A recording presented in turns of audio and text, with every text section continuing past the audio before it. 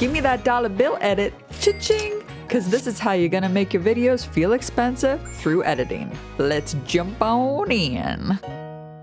Now, getting the most expensive equipment and camera may seem like the first thing top of mind to do when you're trying to make your videos look expensive.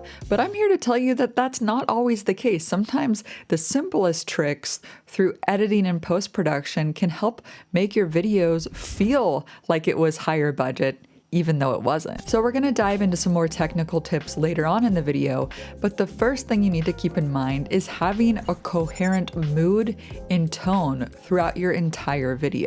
Let's compare the difference in styles of these three videos. We've all seen an Apple commercial, right? There's always clean and simple looking fonts. They're always using black or white backgrounds to make their products pop, and they have top quality shots and 3D renders. But if you look at the editing, it's simple. You will see common techniques like match cuts that are executed like a chef's kiss. With a contrast, let's jump over to a Mr. Beast video. You can see the cuts are way faster, it feels more bombastic with a lot more going on in just a short period. As you can see, the text and the animation are just more playful. And even though his newer videos have a higher budget and a lot of CGI, he still keeps some of the same aesthetic he had in his prior years. For example, in this video, the objective text box borrows from the style from a game called Minecraft. And when Jimmy started his channel, it was Minecraft videos. So what I'm trying to say is that it's still good to maintain the consistency of the aesthetic that you've had success with over the years. Now let's take a look at some of Johnny Harris's edits. Here he's talking about Atlantis, and we all know that Johnny is obsessed with maps. So in this video, you can see a lot of his animation has this kind of paper texture to it. And if he wants to like circle around something, he makes it look like a marker to give it that kind of like hand-drawn feel to it. And he uses a lot of vintage overlays and film transitions on pretty much every video. So again, a lot of his edits is underscoring his love for paper and research, which you can tell he thought about how he wants his aesthetic to match his content. So all three examples here had a different budget, but it didn't come down to which video had the highest end camera, right? It came down to that consistency in choosing an aesthetic and style that underscores the story and the purpose. That's what makes it feel higher budget and more expensive. When you think of expensive art, you don't think about the equipment and the gear necessarily, but you think about the story and the intention that the artist put behind it. So here are a few things to keep in mind while you're editing your art. Choosing the right font matters more than you think. You want a font that helps fit the vibe of the story that you're trying to tell. For example, if you're making a serious video and you want to insert a little joke here to help underscore that shift in the theme, you can choose a different font to underscore that. So picking fonts with purpose is key. And to go back to Mr. Beast here, I think it's called Kamika font that he used for his captions. That became a signifier of his brand and style. So what I'm trying to say here is that people start to recognize your content online through the fonts that you use. Another thing to consider is color. Making sure all the footage in your video has similar color can help make it look more expensive. So for example, if we add a bunch of B-roll shots to our edit, it doesn't matter if we filmed it ourselves or we grabbed it from a stock site like Storyblocks. As you see, the footage that are shot in different locations will most likely have different color. So maybe one shot is too bright or maybe the other is too blue.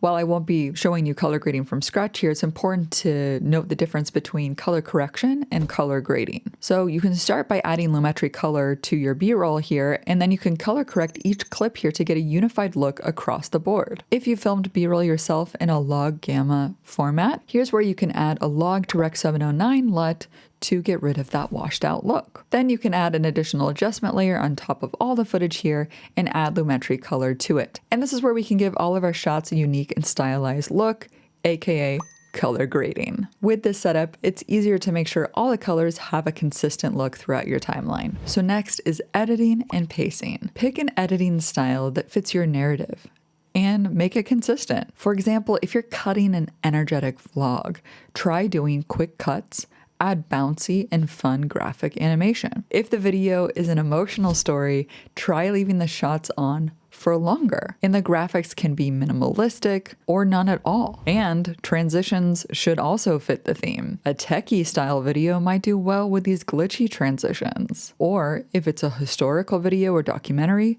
maybe these film transitions could fit nicely. Or maybe even a simple crossfade is all you need. It's all about picking the transitions and the editing choices that underscore the story that you're trying to tell. And finally, the sound. You probably got it at this point. You want to choose music that matches the vibe and mood of the story. Looking at this shot, you wouldn't want to pair it with some futuristic tunes.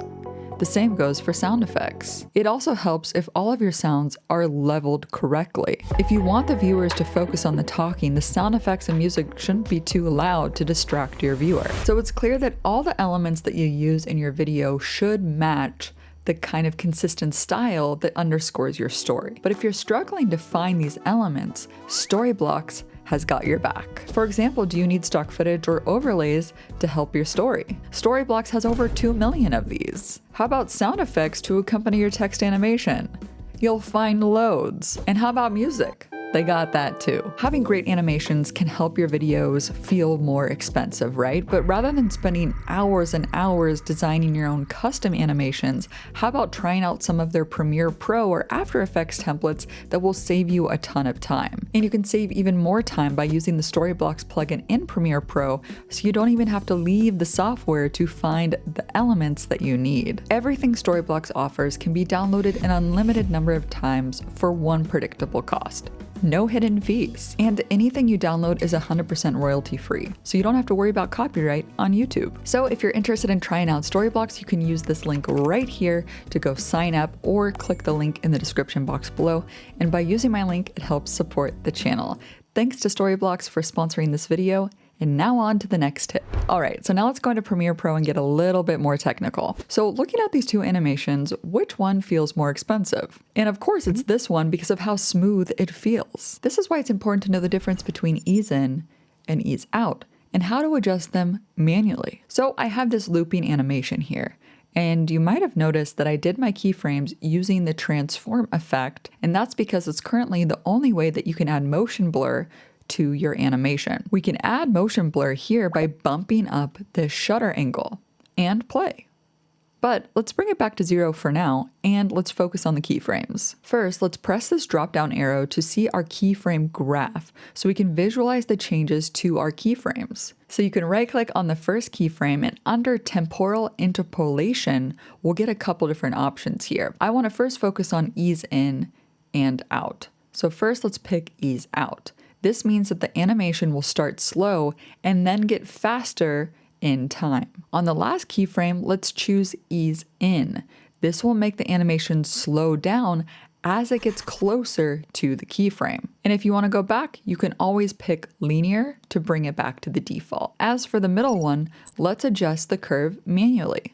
Let's select it, and we'll get 2 tiny little handles. If I pull one of them outwards or inwards, you can see the curve being adjusted in real time. So using common sense here, you can see that the steeper the slope is, the faster the animation will be at that particular spot. I can also pull it down so my graphic stays at that spot for a little longer just before shooting back up. So after some adjusting, let's bring our shutter angle back up to have some motion blur, and this is what we got. So now that you know how to control the timing of the animation, the most important part is how to do it with purpose. And yes, this means we're going back to the first point that we were making in this video. For example, if I want this graphic to quickly slide in from out of frame, I can leave the first keyframe at linear and then pick ease in for the second one to get the feeling of the text coming in fast, but then hitting the brakes at the last second. Or if your video has a more calming vibe, we might want to slow down the animation by moving both of our keyframes farther apart and then add an ease out to the first one, then go down to the timeline, and with the graphic layer selected, press Shift D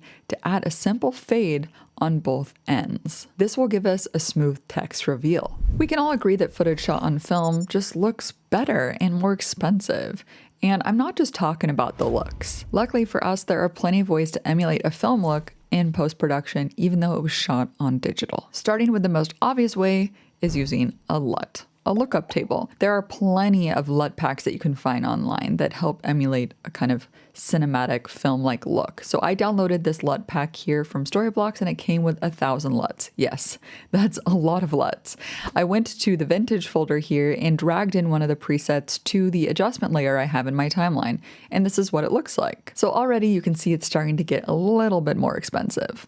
Cha-ching! Now the film look isn't always about the color. It's also about the grain and the glow that comes with film. So when shooting film, you'll see that the brighter areas have this kind of glowing red outline, and that's halation. I already made a video on how to create halation on film quickly using a plugin in Premiere Pro, but here's a quick way to hack it inside of Premiere without a plugin. So select your footage, hold Alt and Option, and drag it up to duplicate it. Let's find the channel blur effect and add it to the top clip. It's important to note that channel blur is actually an obsolete effect, so if you don't see it here, what you need to do is actually find all these obsolete effects for Premiere Pro online, download them, and import them. And I recommend doing that because right now there's not really a good new alternative to channel blur that's not a plugin. So in Effect Controls, let's bump up the red blurriness, and then let's change the blend mode to lighten, and voila! We got halation at home. And remember that you can lower the opacity if the red glow is just too bright, and you can adjust the red blurriness amount to get the glow size that we want. To complete our look, let's add a noise effect to our adjustment layer and bump up the amount. If this isn't enough, what we can also do is search for some vintage overlays from the Storyblocks plugin, and then you can download it and place it on top of everything. Here we can change the blend mode to multiply to make the bright spots see-through. And here we go. So this was a quick and dirty way of creating that film-like look. Of course, it's not always easy to take your digital footage and make it look like it was actually shot on film. And that's why there's so many different paid-for plugins out there that can help you achieve that and make it look even better. At the end of the day, don't forget that these tips only work if you do it with the right intention. Just slapping on a bunch of effects and calling it a day is not going to work. It needs to be coherent and underscore your story, because editing at the end of the day is the craft of storytelling. If you want to learn some more video editing tips, be sure to check out my ebook, The Video Editor's Checklist, and you can click over here to watch some more videos on how to achieve some film-like looks. That's all for today's video, and as always, keep creating better video with Gal. See you next time. Bye.